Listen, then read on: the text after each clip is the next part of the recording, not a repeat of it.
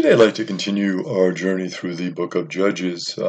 We're concluding chapter 3 and then launching into chapter 4 of that book that describes so many of these amazing heroes that rose up to help the Jewish people as they were trying to establish themselves in the land of Canaan, and of course faced a lot of resistance from various tribes. At this point in the story, the great tribe of Moab has been conquered, um, and they control the land now for 80 years. Interesting, though, when we say that Moab has been conquered, we can tend to think that this is all of the land of Canaan, but this would be a smaller part, and there would be different factions, of course, in different areas that would still be fighting against the Israelites. This back and forth continued. At the end of chapter 3, another great hero rises up. His name is Shamgar. And Shamgar was credited with slaying 600 Philistines with an ox goad. And as he did this, he rescued Israel. The Philistines are going to be a constant reminder for the Israelites of this back and forth and this idea that who's in control? Are the Israelites in control? A little bit, the Philistines, and they're going to go back and forth with these ongoing struggles over several hundred years to establish autonomy and to establish a kingdom. And then even then, that's going to be short-lived, as we'll see. So in chapter 4, we were introduced to another Canaanite king, and this is the king Jabin. And Jabin reigns in Hazor, and he conquered the Israelites. So you might say, well, we just had the Moabites conquered, we just had Shamgar who was slaying all these Philistines, and now somebody else is on the scene. So there's, as we said, this constant back and forth that goes on. His general, Jabin's general, was named Sisera, and he lived in Harosheth Hagoyim, and possibly this could have been a Philistine origin as well. So some of these different kings would be associated with the Philistines, others with other tribes. And sometimes there was this intermarriage where two tribes are brought together. So there's this struggle for control of these various areas in Israel. So the King Jabin and his general Sisera were known for their chariots, and apparently they had 900 iron chariots. So these weren't just the wooden kind. This was your heavy-duty chariot that obviously could go a little bit faster than the wooden ones and could resist some of the battles and some of the techniques that the Israelites would use in war. Well, the iron chariots, since they could go quicker and they could penetrate deeper, it would be obviously much more difficult to deal with than the wooden chariots. And they reign over Israel, Jabin and his general Sisera, for 20 years, a significant amount of time. Now Deborah, who is the wife of Lapidoth, was a prophetess.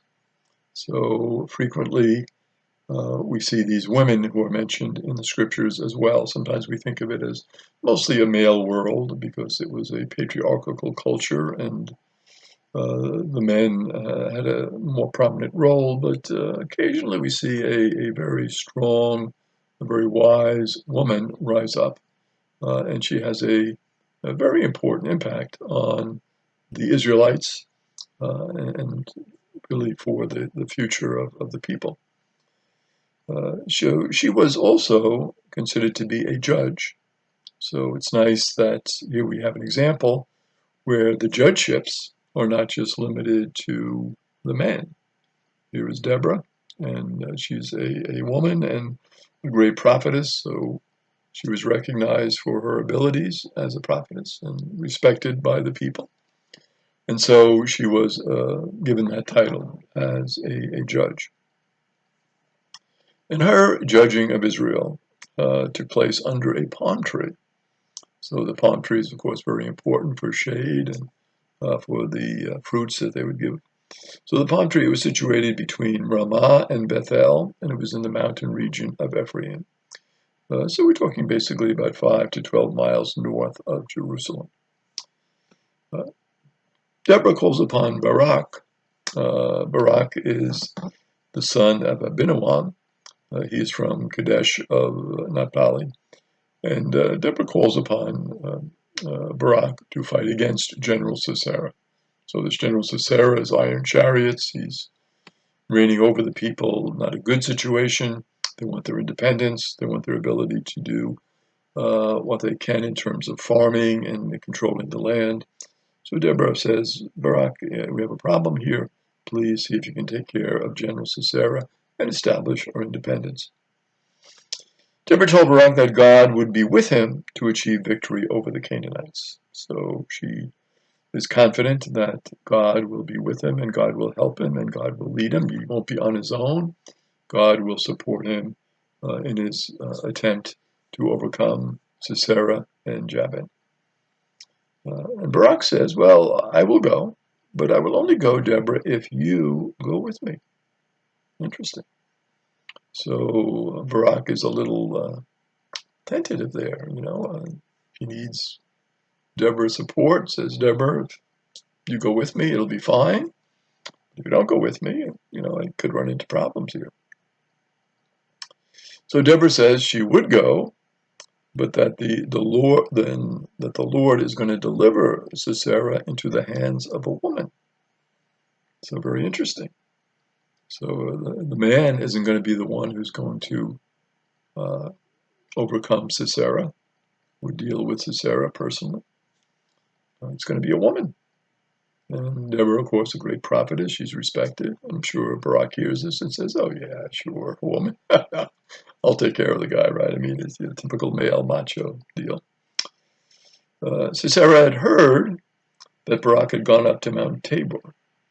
So Sisera assembled his chariots and his men and said, we're going to take on Barak. He's coming after us and we're ready for him. So Barak defeats the army of Sisera. Sisera dismounted from his chariot and he fled on foot, suggesting that the plain was flooded, and because of the muddy conditions, the chariots were useless. So it's interesting in many of these battles how the weather or some other kind of exterior circumstance really enters into the factors. Well, why did it rain at this time? Why was the plain flooded? Why was it muddy? Why were these chariots rendered useless? Because here they are on the mud. The wheels get stuck and you're done. What can you do? And your men then are going to be sitting ducks, and it was obvious that Barak then could kill them all. Sisera then winds up in the tent of Jael, who was the wife of the Kenite Heber, since their tribes were at peace with one another. So Sisera said, well, this would be safe. I'll go in this tent. We're at peace with one another. And in our next installment, we will see what happens to the general.